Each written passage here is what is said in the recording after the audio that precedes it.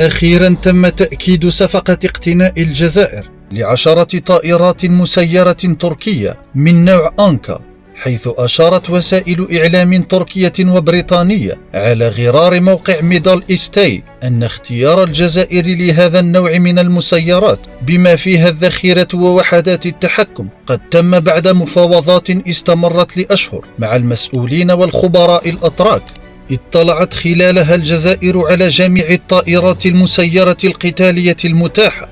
ولم يقع اختيار الجزائر في النهاية على طائرات بيركتار TB2، بل وجدت في مسيرات أنكا أهمية ونجاعة أكبر، والتي صنعت من طرف الشركة التركية لصناعات الفضاء. كما تمتاز المسيرة بقدرة تحمل عالية، ويمكنها التحليق ليل نهار لقرابة أكثر من يومين دون توقف في عمليات الاستطلاع والهجوم.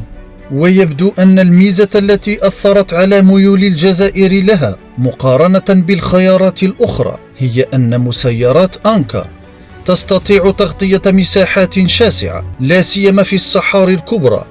بفضل اتصالها بالأقمار الصناعية، ما يجعل تأمين الحدود ومراقبتها من الجو أكبر من أي وقت مضى. وتعقيبا على هذه الصفقة الجديدة للجيش الجزائري، فقد أشاد متابعون للشؤون العسكرية بها واصفينها بالخيار الموفق للقيادة الجزائرية، حيث أن نظم الأسلحة التي تحملها هذه المسيرة بالإضافة للحمولة والمدى يجعل من بيركتار TB2 لعبة أطفال ولن يتباهى بها المغرب مستقبلا.